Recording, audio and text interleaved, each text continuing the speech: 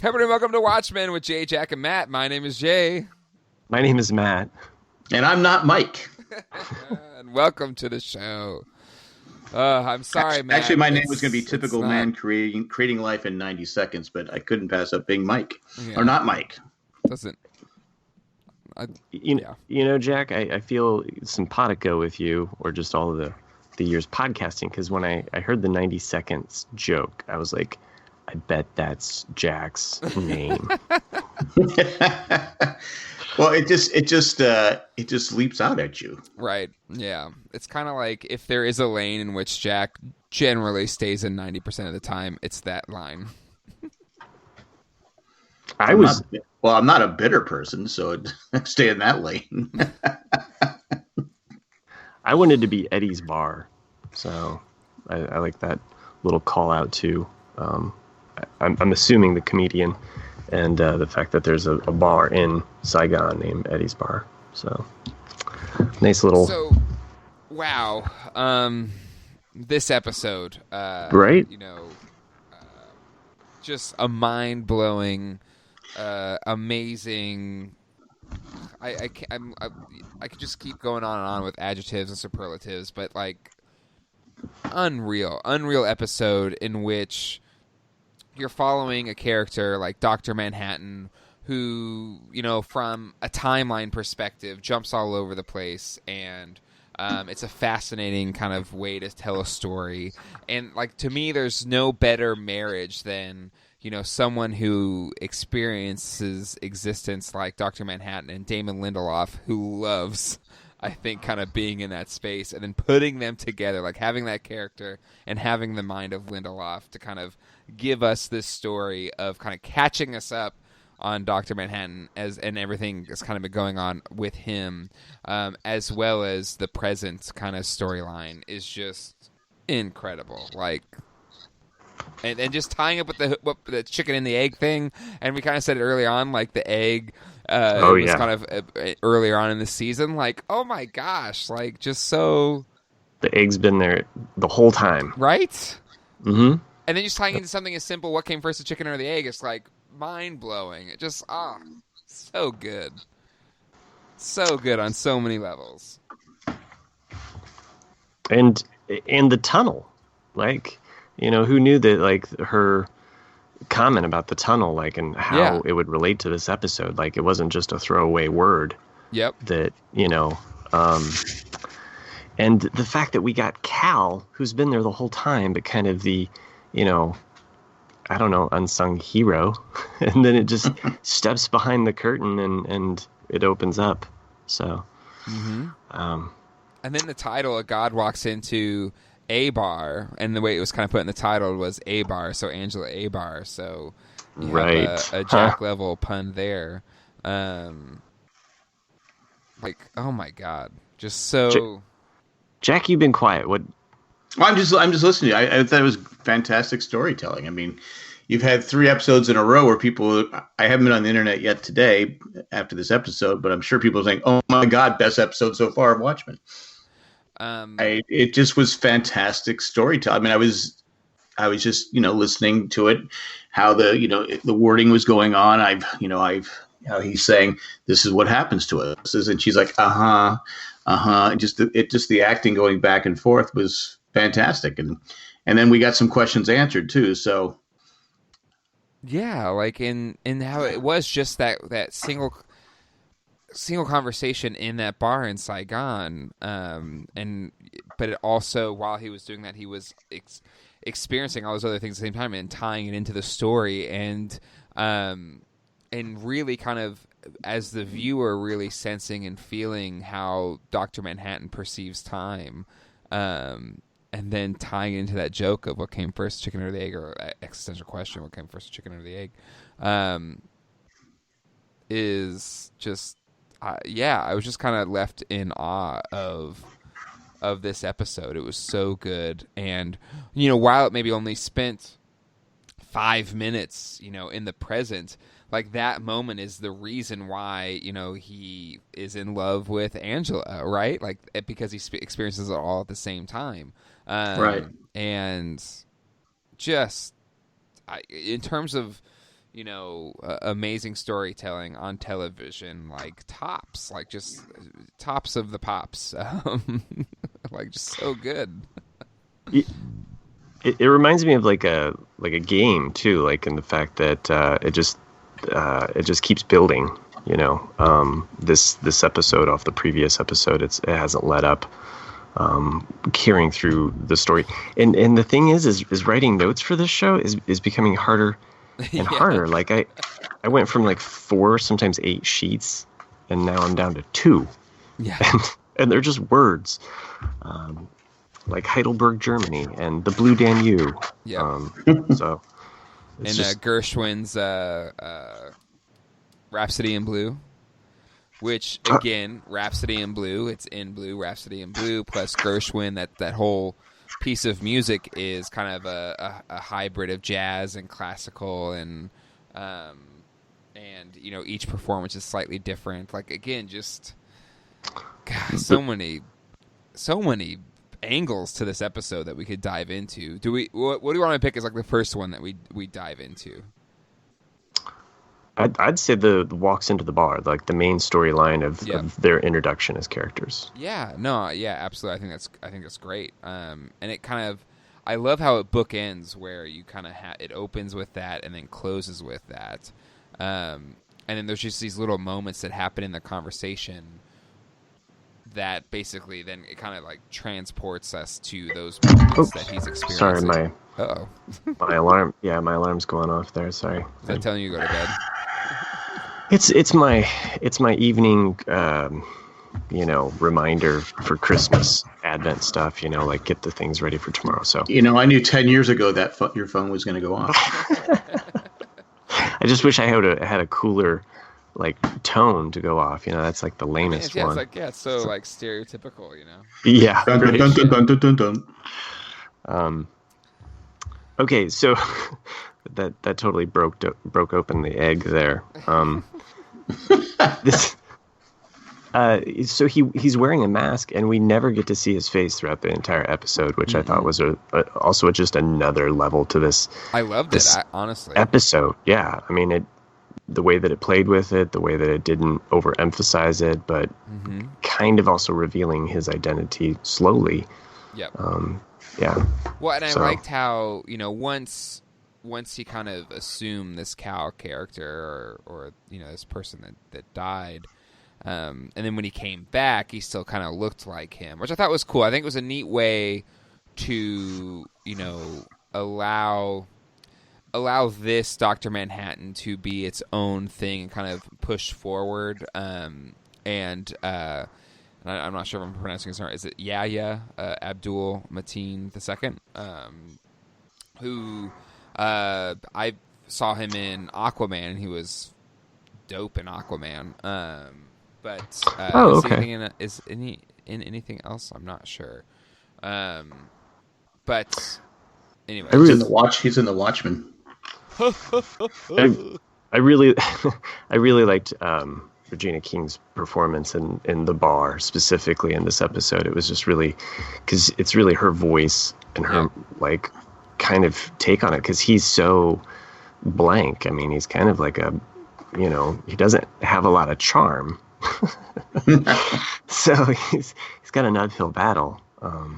But she's really not playing in. She's like, yeah, whatever, type of thing for most of the episode. But I love that he had the moments to kind of go into his past, like, and then really kind of explaining this Europa, Eden that he created, and what he experienced as love, and the first time he saw those two having sex, and then that's who were who he created. Crookshanks.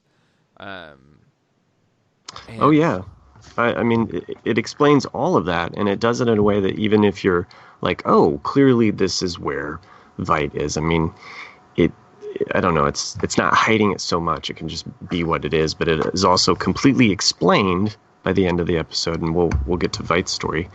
But But it explains that manor and that castle. Why was it significant? And it was very simple in that, that was this place that was important to him in his own past that he wanted to, kind of bring to this Eden that he created. And why he chose that building is because, he was given that Bible and they told him to, whatever you do when you're grown up, create something beautiful. And this was, kind of the cherry on top of that ice cream that he created in this moon of Saturn. So that was really Jupiter. Cool.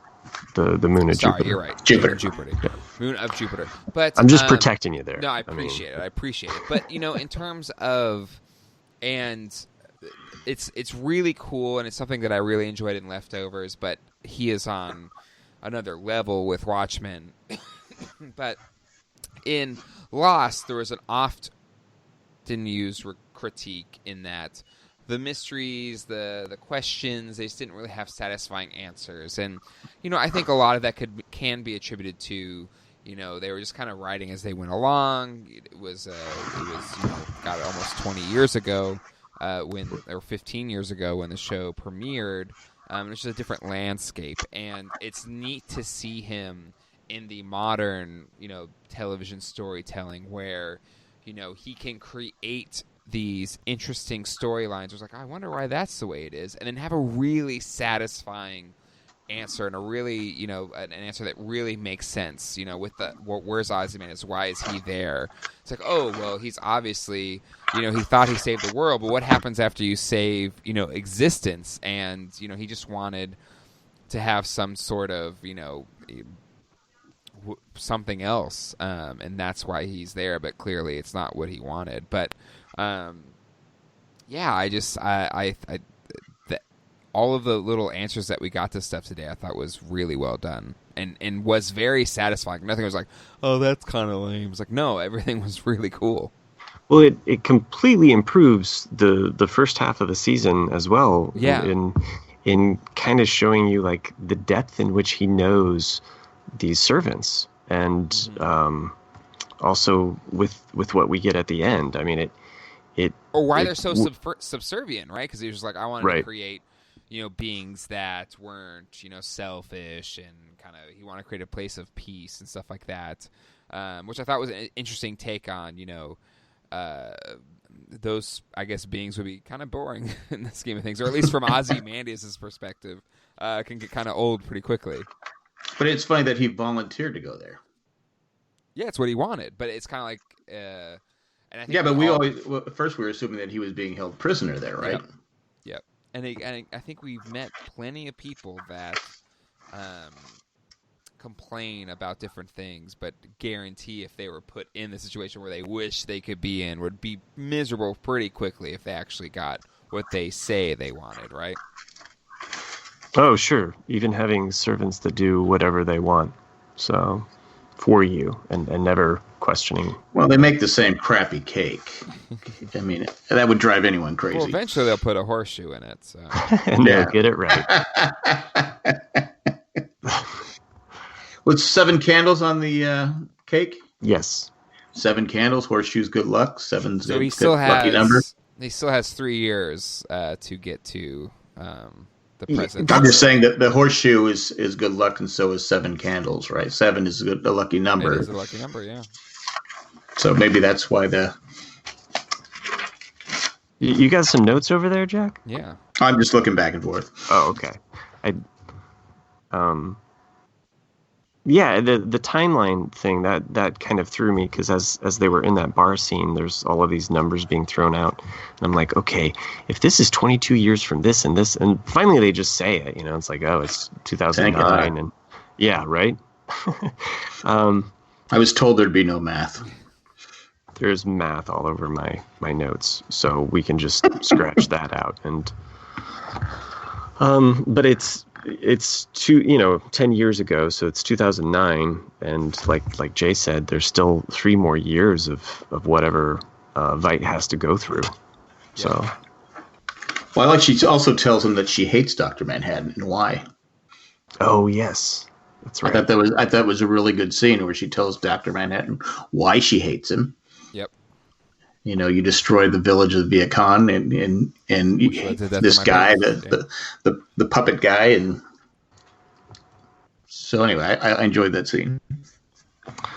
Sometimes the previously on stuff can bother me because it's obviously revealing something that's going to be of importance. But in this one, I thought it did a good job of setting up why.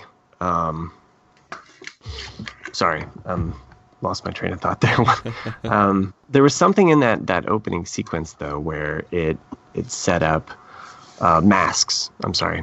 Coming back to masks. The quote from the previous episode, and so thinking in terms of Dr. Manhattan wearing a mask and atoning for this pain or this trauma that he caused her is an interesting play on the whole mask theme, I guess, because for the most part, Manhattan never wore a mask, and I think either we talked about it last week, but the idea that as it progresses, he loses more clothing and his connection to humanity. Mm-hmm. Here we see him taking on humanity completely. Mm-hmm. Like at one point I wrote down Superman 2. Like, is this the plot to Superman 2? He basically gives up being, omnipotent and is kind of just human. But even, okay, so then answering what happened when 7th Cavalry attacked him in the first place, right? It was like this instinctual reflex, and he zapped him. And there's a little bit of self-fulfilling prophecy where, he's out there and saving Angela as she's trying to save them. It's like, well, he could just zap anywhere in the world immediately, so just do it now if you know you're going to get taken away. So maybe... I do think there's probably something to his plan. Yeah, to his plan.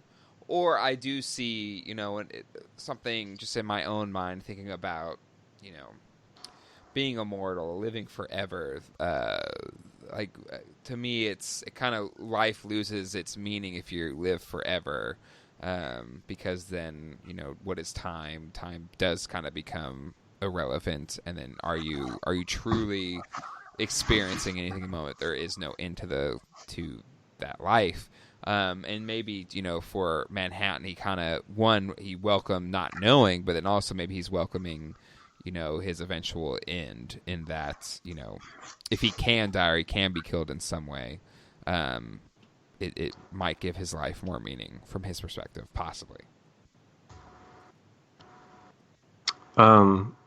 Yeah, and there's that great Queen song, "Who Wants to Live Forever," right? Yeah. Sorry, that's where my mind was going when you were talking about that. Who wants to live forever? But right, and to me, what would be the thing for somebody that's omnipotent and ever living, whatever, like for him, right? Like what is there to? So he might welcome the possibility that he could die or something like that, or the possibility that he doesn't know what's going to happen next. I feel like that would be, an adventure for him, or something at least different, or a change of pace. I think the hard part would be knowing what's going to happen next all the time. Right? Yeah. That would drive me crazy. Well, and it drove her crazy because that's their fight that he talks about. Yeah. That happens 6 months from there, I think. Yeah. Yeah. It was kind of hard to keep up with all of the different. Asked me to leave. Well, there was kind of three. There was the in the bar 6 months from there. And then kind of nine years and 6 months from that point was our kind of three big storylines, not counting the Adrian fight, which was that 7 years after he left there. So 7 years after 2009. So 2016 is where we were at with the post-credit scene with Adrian fight. So there's your timelines. Correct. There you have 2009, what was Vietnam Victory Day. Anyway, so it was 2009 that day. 6 months from that, 75 or 76, right? It was. I thought it was 76 because her birthday was 76, and that was an easy thing for me to remember. Okay. So it was 22 years from that, and then 2009, 6 months after, and that's where he went to Adrian Veidt. Got the little ring thing. Also had the conversation with Will Reeves. And then also had the conversation with Will Reeves and Angela at the same time in 2019, as well which gives us our answer. Which gives the answers to how did he know Oh my about gosh. the... Yeah. Because I thought it was just last week or the week before we're asking, how did he know? Right. How did he know? And it's like, because there was no clear reason why he would know, and you find out that Angela told him. Yeah. And then obviously, I said, wow. To me, that was the best scene in the whole episode, because I was like, oh yeah, wow. And like you were saying earlier, Jay, how these questions are being answered, and they're not like half-assing it. It's like, wow, man, I didn't see that coming first, and it was a real Desmond. It was well done. It was a real Desmond Penny moment too, like with the whole time jump, and them talking at the same time, but like apart. I don't know. That was an interesting way of, and then of course, like they mentioned the whole paradox. I was surprised that Angela didn't say something about eggs and tell my grandfather to eat an egg. Well, there's one thing where she said, I told him the answer, and he says, is that bad? And that's the last we hear of it. Right. Or was that a bad thing? Or because he kills Judd, which and he sets says, this "Is that chain of events in motion?" Right? Yeah, right? And she goes, "Is that a bad thing?" He goes, "Is that a bad thing?" And so we don't know yet, right? But but again, I love how it ties into what came first, the chicken or egg. Did she cause this whole entire thing, chain of events, to happen? And it's yes, she did. But is that a good or bad thing? Yeah, like what? And we don't know. We don't know the fallout and the ramifications of that. Absolutely. But it's a really cool way to answer that question. And again, it makes, and since we have that backstory, she took his nostalgia, and we know why.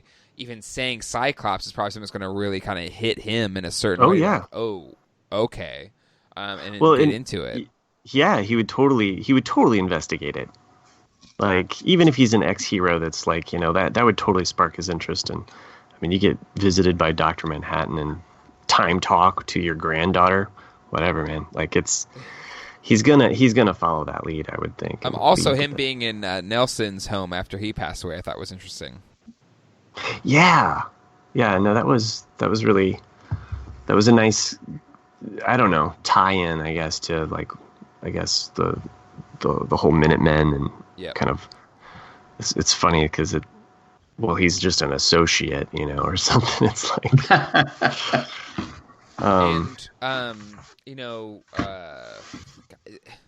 something I really liked about this episode, and I can't remember which issue of Watchmen it is. I have the book graded, actually, comic book graded, but it's the one where it kind of goes in and it tells the Watchmen's backstory. And this episode kind of had a similar echo to that, where he's kind of going back into his past and then his present and his future all at the same time.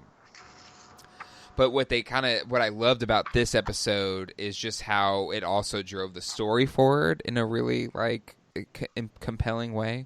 And now we're set up for the season finale where 7th Cavalry is they got Dr. Manhattan, and we don't want them to get all the power of Dr. Manhattan. He also talked about how he could pass on his powers to someone else, which is terrifying, right? That's basically the power of nuclear weapons times 100. Being able to pass on someone else is terrifying. I guess they used just a big red light to get him. So that's all you got. It's like, who knew? They're like, oh, opposite of blue. Well, actually, the opposite isn't red, but still. Nice call. Red shift, blue shift.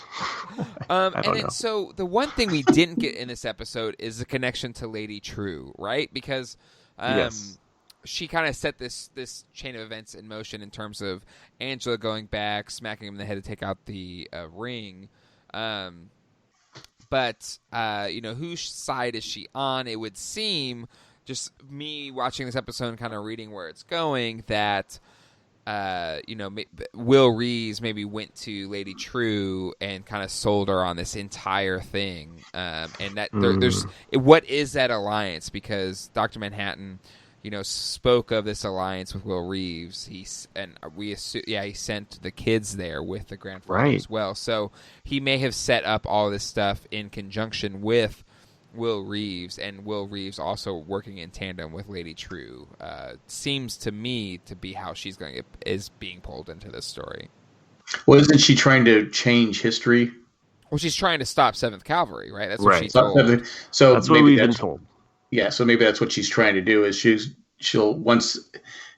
change what happened after she's got they destroyed or captured Dr. Manhattan. My only thing is I still go like the equipment that they're using has her logo on it. So I still wonder, like, is there a connection between her and I know she doesn't. But we theorize she didn't like Dr. Manhattan, right? Well, I had just put that out there, but it just makes me wonder, though, why do they have her equipment? Because it has her logo on it, unless they stole from her, like, some Back to the Future kind of thing. Well, maybe she's using the 7th Cavalry to capture him, and then she's going to destroy and change everything from there. Maybe. I mean, maybe because I don't think they could just walk in and get her. She's not stupid, so there's no way she's going to let them just walk in and steal her equipment. So, do you think we're going to get her backstory in the next episode? Because I mean, she seems to be the biggest character that we have the most. Well, if she's going to be important to this, I guess we'll have to, because this is the final episode, right? It's a final season finale. So, yep.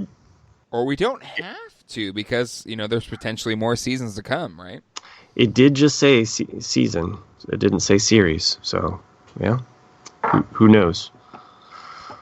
But I feel like we're going to get something, because at least Damon on the other podcast, which I won't mention. What, the official podcast? Yeah. You can mention it. Go ahead. Okay. I thought maybe it was Jack that was giving me grief about. No, I would never do that. Oh, okay. Go ahead and mention every podcast you want. Yeah, okay. Jack's very isolationist. Jay and Jack Network first, but me, I'm fine. I just want to build a wall around myself. Yeah, that's all I want. All right. I just know that he had mentioned about having it feel as complete as what the comic did, so that these episodes were, to be viewed together, very similar to like how there's only the 12 issues, we're and getting it feels 9. like that, and that's his intention. I think he's nailed it. And for a season 2, I think it could very well be whatever story that he's spoken about, maybe just like giving it to somebody else, could want to tell.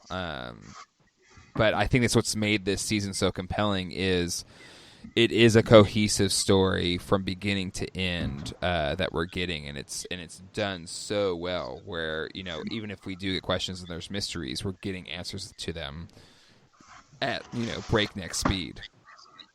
I think we said last week it's just like a long movie. Mm-hmm. There's one part I wrote down here, the picking of the cadavers, when we see that scene, and that apparently happens, I guess, in that 6-month after period. But we see the different bodies, and it's weird that she didn't pull out this body first, I guess. I don't know why she was hiding this body. Like, did she just assume that John wanted a white body? Like, or I don't know. Like, probably, right? She's probably like, well, that's who you probably identify with. But then, it's like, I don't care. Like, I'm a blue being. Well, she did. At this point, does she care about him yet? I think so, right? She's willing to do this. She's going into the morgue. I mean, I know, but is it like she's still like, No, I think at this point she's okay. But anyway, I wasn't getting that vibe that they were hitting it off yet. Well, she was the one that proposed a body, right? Yep. So, I feel like that's a pretty firm step into like. Well, she can't go anywhere with the guy she hates, and everyone's going to know who he is. It'd be like Norm from Cheers. There's a scene when they're looking at the cadavers, and it's the first time we get to see Calvin, from one side, it looks like there's this bluish kind of hue on his neck. Yes. And I was wondering about that because he apparently had a heart attack, sudden or what have you. Did Dr. Manhattan choose this body? Because it seems kind of weird. Like, I don't know. Like, you're saying he killed him? Maybe. I mean, he's killed before, so. Right, like. What's one more? Maybe. It just seemed weird that it had this bluish hue on the neck, almost like it was in the blood. Like he choked him or something. Well, she read the report. She said heart attack. So. Well, they couldn't do an autopsy though because they didn't have any money. Remember that? I thought she said that. That's why they pick these people because they have names, social securities, or whatever, but no family, no next of kin, and they're just going to be cremated and ashes spread over Saigon. So take your pick. Right. So. Well, just putting it out there. No, I think it's an interesting thought. There's no reason that can't be true, right? Because he's kind of omnipotent. He's everywhere at once at all times. So yeah, it could work. I go with it. Any other thoughts about this episode before we turn over to our listener feedback, gentlemen? Oh, we want to talk about the end. Did we already talk about it? And Vite and Antarctica, like Vite, was looking pretty haggard there. And, right, because if you think about it, it's been 24 years, whatever it's been. Yeah, it's 2009, basically. And who wants tomatoes rubbed in their face? Oh, no, I'm sorry. We're jumping to the end. That's right. No, but him being in Antarctica, that's 2009, so 24 years. So he's wearing this jacket, and it just kind of felt to me like he was still kind of trapped in either the late 80s or 90s or something like that. Like he felt all that, like out of... All that furniture, all that tech was still 1985. Yeah. And then he's collecting the squids out of the atmosphere or something like that. Like he's setting it up, and he's the one that's been setting it to the Earth to kind of keep people in line.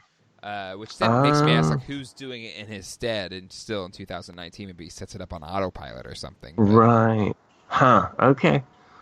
Well, that's interesting because it also explains kind of like why there's this thing that's these storms of like. Mm-hmm. He's squids. Doing it. I think he's putting him over Madagascar was the map that he had there. That's pretty interesting. Okay. All right. What else did I have in my notes here? John comes back as Blue Cow.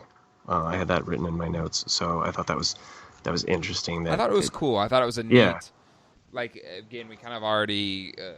Been attached to Cal, and he's kind of taking on this form, and I think it allows this pre-Angela Dr. Manhattan to kind of be that Dr. Manhattan. This is a different Dr. Manhattan, and he's evolved and changed because of Angela, and I think him keeping that form works for me. Yeah. Well, I like when the kids were yelling, "Daddy, Daddy, Daddy, Daddy!" And there's a man walking on the pool. And Angela goes, "That is your dad." And he said, "This is important for you in the future," which hasn't happened yet. So I'm curious to see what that's going to be about. And that's that kind of made me wonder too, because they kind of made a point. At least twice now that he can walk on water. So, and he said the pool then being hit, or it's going to be in handy in the future. So, I also wanted to mention just about his past and the fact that as John, as a boy, witnesses sex, and then he gets a Bible, which is a really weird way to encourage kids to read. But then the fact that his his creations are kind of like his Adam and Eve, which she mentions Genesis. So there's just a nice he drops the apple. Oh yeah, there's the apple in that scene. Great, yeah. I like that. Huh. I just liked how that whole storyline tied together and kind of made a nice little circle as far as like his creations becoming this Adam and Eve based off of like kind of what he saw as a child, right? Who gave him a Bible, and then he creates this Eden with them in it, like it's its own Bible. I don't know. It's strange but cool. I just love So much to like about this episode, and I can't wait to rewatch it. Yeah, me too. Me too. There was nothing to hate about it, that's for sure. Yep. And so the end, you wanted to talk about the end and the whole, will you stay, master? Which I thought that was kind of a cool way that it cut into the credits so that you kind of knew something was coming. Yeah, like the music. Because it's obvious they're still traumatized from Dr. Manhattan leaving, and that's why they don't want Adrian Veidt to leave. And it's curious to see, okay, he's got this horseshoe, so he's going to dig his way out like Shawshank Redemption style.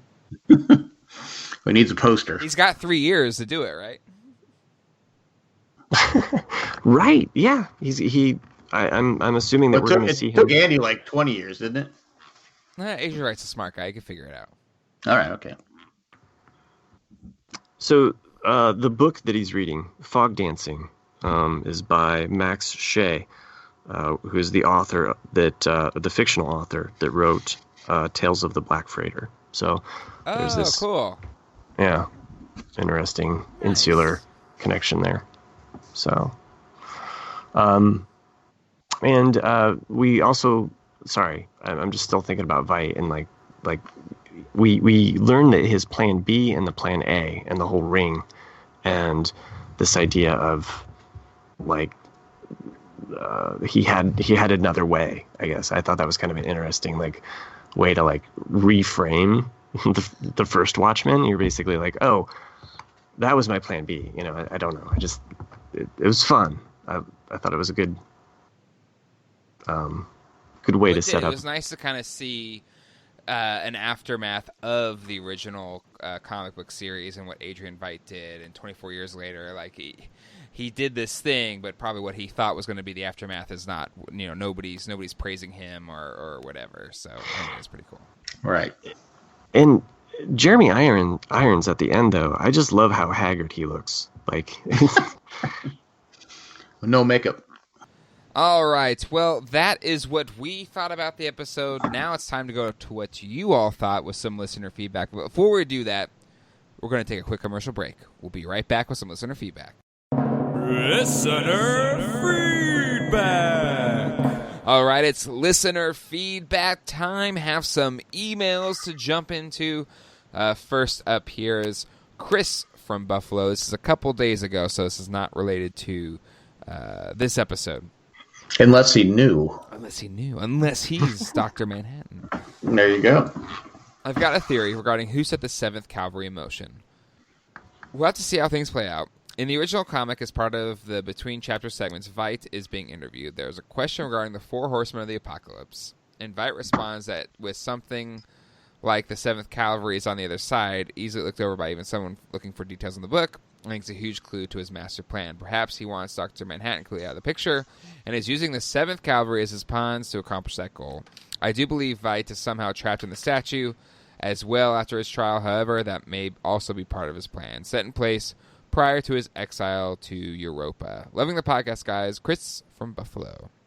So, now that we know why Veidt's there, and it wasn't necessarily an exile, even though it turned out to be, and maybe that's what Dr. Manhattan knew it would be, I think Dr. Manhattan would know. Yeah. But, Veidt asked for it and wanted it. And again, 24 years. He gave him an option, but I'm sure that Dr. Manhattan knew what was going to happen. I wonder if he still thinks Veidt's trapped in the statue. I think the statue's made out of chocolate. Once you get past that gold, I'm down with that. But thanks, Chris, though, for the email. I got nothing to say. I'm sorry. All right. Last email here is from Ethan. Yeah, Greetings. Ethan. Man, that was great. I can see why the post-credit did not belong in the main episode. It was Dr. Manhattan's volume of the comic series that is the show. The whole episode was his point of view. The chicken and the egg pool scene is stuff of legend. Recency bias, hyperbole, I know. No, I agree. It was just like, oh, man. Mm-hmm. It was so good. Totally engrossing the whole time. Agreed. Have a good week, Ethan. P.S. No Baby Yoda merch until March. Boo. Listen, just enjoy this period of time in which there is no Baby Yoda merch, because soon enough there will be nothing but Baby Yoda merch. So just savor this moment in history.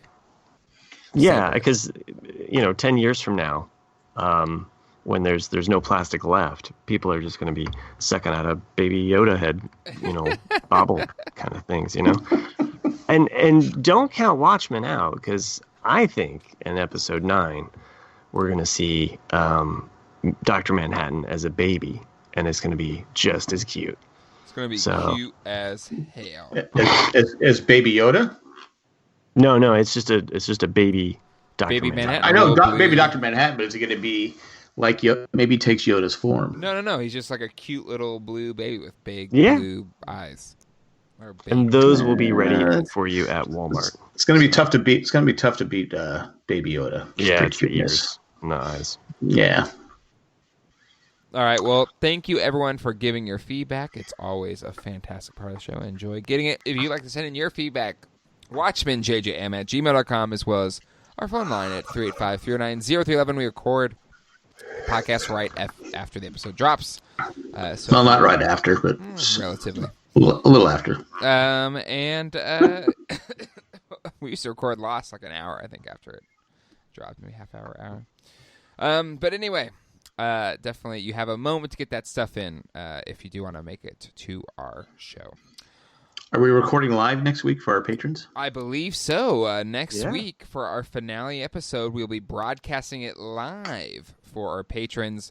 At what level do we do that for, guys? It's been a while. At the $5 million level. $5 million? Okay. So, really, if you really want to experience it live, is it $15 or the $5? That's what I don't remember. I think it's 15. For our $15. I'm cool with the 5. You want to do it since we only have the East Coast. No, it's fine. It's $15. We want to shortchange people that give that much. So if you do want to join us live for the show, and you are a $15 or more patron, boom, you're already there. If you would like to be, you can say you're at any level, you can pump up to that $15 mark, and you'll get access to it next week. If you want to dial it back down after that, that's fine too. It's listen, whatever you can contribute at any time is what helps make these shows possible, and we're thankful for every penny. And I want to take a moment to thank the people that make this show possible. Our patrons, especially Tack of Tokyo, Eckhart Richter, Maggie the Magnificent, Joanne with the Plan, Drake the Destroyer, and Ed the Creepy Letter Carrier. If you're using Amazon, it's the holiday shopping season, and there's no better link to use for your shopping than jandjack.com/Amazon. It'll be the normal Amazon that you know and love, but a small percentage of all those sales will go to the Jay and Jack production fold. Join our Facebook group at facebook.com/group/Jay and Jack group, where we have fun TV show discussions about all different types of TV shows, including Watchmen and Mandalorians on there as well. You can chat with fellow-minded enthusiasts of television shows. We also do other podcasts on this network. I believe Dancing with the Stars, is that done yet? Still a thing? No, it's over. Over. There you go. Survivor with Jay, Jack, and Colleen. Way to pay attention there, Jay. It's I don't watch Dancing with the Stars. That's, well, I said it last week. It was It was over. Last week I was in New York. I was in Manhattan. So just, you were living that high life. Different time. That's right. You were in Dr. Manhattan's hotel. Yeah. I'll be in Manhattan again later this week, so it'll be fun. Either way, check that out. No, it's already over. Check out Survivor with Jay, Jack, and Colleen. There's only a couple episodes left of that, so we'll be closing out that season. And Owen and Baru's Barbecue covering The Mandalorian. Matt, when are you guys recording your episode 5, The Gunslinger? Tomorrow, and I'll just say that Mike Bloom is our guest this week. So that's a big get. So I couldn't get him for the first episode, so that was a real bummer. Did you have to go with because then you asked me and I was like, oh, I can't do it. So what was your third backup, or maybe your fourth backup? Well, then I was like, hey, Ralph, are you available? And then no, we had Jack, and Jack still likes to claim that it was the most downloaded episode in the history of all Lost podcasts, apparently. So thank you for everyone. Well, not the history of all Lost podcasts, but of Owen Baru, probably, yes. But no, I see. What I need to do now is Everybody needs to go listen to my episode on Owen Bruce because I was on this past week. So definitely go check that out and make mine. But Mike Bloom is a good get because he's so busy. Yeah, exactly. It's a tough schedule to get on there, but he is a wonderful person to listen to. So excited that he's going to be on Owen and Bruce Barbecue this week, and then the Rise of Skywalker coming out in a couple weeks. So I assume you guys are going to be covering that as well.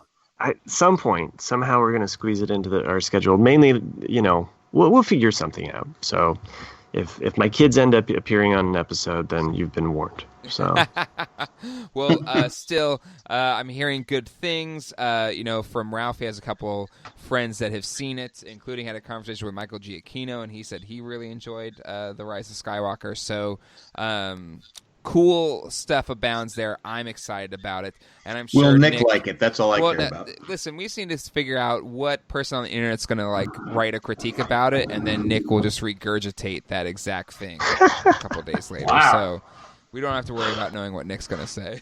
Wow. This is the after the credits rolled part of our show. Anyways, Nick's just sitting in Colorado. What the hell just hit me? He's not listening this long to the show. But yes, check out all of those podcasts as well as Ramblecast After Dark and the broadcast still going strong. I'm sure you guys are doing a lot of holiday-themed episodes right now, right? Some type of verses. Oh, yeah. Sure. Related to favorite Christmas cookies or something. I don't know. But check it all out. JayandJack.com or JayandJack.com/iTunes. That'll do it for this week's episode. We'll see you all next week for the finale of The Watchmen. Holy moly, it's going to be amazing, and we'll be recording it live. We're doing it live. Okay. Can I just ask one real quick question? Yeah. We've had 3 weeks, and all the episodes have been good, but 3 straight weeks of just great television. Yeah, straight fire. Yeah. Okay, can they go the distance? Can they go to the 9th inning? Can they finish it strong? Yep. Or will it be like, oh, that just kind of let me down? They haven't yet, so I'm going to say, yep, it's going to be awesome. I'm very hopeful, so very optimistic. So all right, I'll be very hopeful too. Look, this show was 1 in an egg million. I see what you did there. On that note, hasta luego and goodbye. Bye.